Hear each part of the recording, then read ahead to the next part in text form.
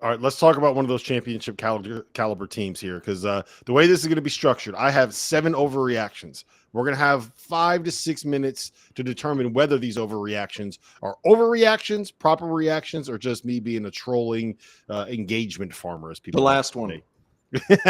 All right, so let's start with this. Houston goes into Fog Allen Fieldhouse on Saturday, comes back from down 6 with 75 seconds left in regulation, right? Thanks to a 5-second call and thanks to Zeke Mayo turning the ball over, goes to overtime. Kansas is up 79-73 with 13 seconds on the clock, and DeJuan Harris shooting 2 free throws. Misses them both. Emmanuel Sharp hits a 3, turnover. Malik Wilson hits a 3. Go to double overtime. Floyd Bedinga fouls out, and Houston ends up winning in the Fog. Here's my biggest takeaway, T.O., and tell me if you think I'm right or wrong. I think Houston has found a closer in Juwan Roberts and Milos Uzan, and I thought that the way that they played down the stretch was about as well as you could ask for 2 veterans. A veteran in Juwan Roberts and a new point guard in Milos Uzan. Is the hot take that they found closers? Yeah, they found their closers. I don't know that that's a hot take. I just think we haven't watched Houston enough. Me included. Like, I haven't watched Houston enough. I've been wrapped up and watching everything. However, Houston does not get enough credit for how good they are, and Kelvin Sampson and what he's capable of putting on the floor. And what I love about all those guys, Juwan Robinson and Milos Uzan, like, he makes you great at what you're already really freaking good at. And he doesn't let you play further than just that. Like Juwan Roberts, like, some people would be like, oh, he's 6'8", he's 235. Like, we need him to step out to the perimeter or something. He didn't take a 3, 10 to 21, and he attacked Kansas's bigs.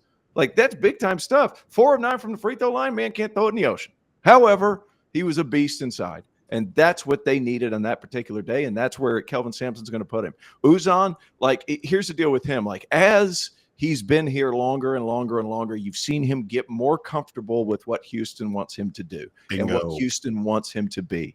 And now you're starting to see the culmination of all that work and all of that molding and tinkering that Kelvin Sampson does. It ends up with 17 points, 9 assists, and 9 boards at the Fog. That's insane. And you just kind of see the cumulative effect of playing for Kelvin Sampson over the course of, 20 games now? It's ridiculous. It's ridiculous. Yeah, and not an overreaction whatsoever.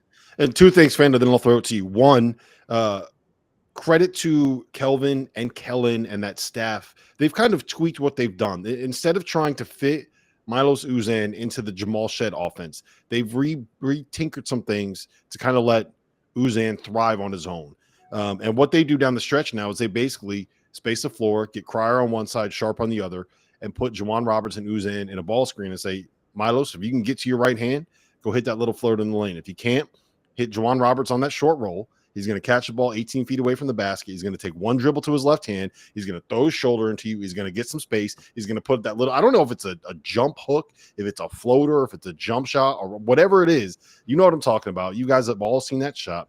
Jump push hook. Yeah, a jump push hook off the backboard, and he's not going to miss it, and he's going to do what he did on Saturday and score 26 points and be unstoppable. I love everything about the Houston program, and credit to Juwan Roberts.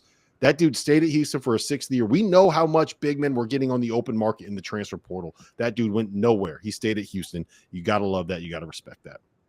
Yes, and Juwan Roberts, he put his big boy pants on after a tough start to the game and was huge down the stretch in this game. It also should get brought up that in this game, when Houston looked like they were heading sideways, Malik Wilson came up huge for them. Malik Wilson set the tone of the second half to that 13-0 run that Houston had. It was Wilson who stepped up. And this is a guy, he's a 5th-year guy. He transferred in from Texas Tech, started his career for the Louisiana Raging Cajuns. Not a great scorer, but he really helped them stay in the game. As for finding their closer, well, they could feed Roberts, and he hits tough shots. Like, it's not just traditional post-up. He hits difficult shots from difficult angles. He had one finish over Dickinson in overtime on Saturday that I was like, I don't even know what to say about that. And he beat Hunter Dickinson. I mean, Hunter Dickinson was overwhelmed trying to defend him. He really was, guys. And then you couple that with, this. Here's my thought. If I had told you before the game that Emmanuel Sharp and LJ Cryer would shoot a combined 4 for 20 at Allen Fieldhouse, we all would have said, well, Houston got blown out.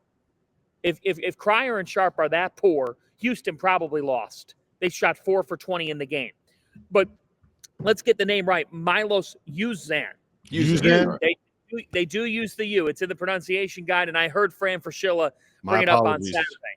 No, they were terrific. I think you could both say that Houston's found a closer, a set of closers, while also saying this.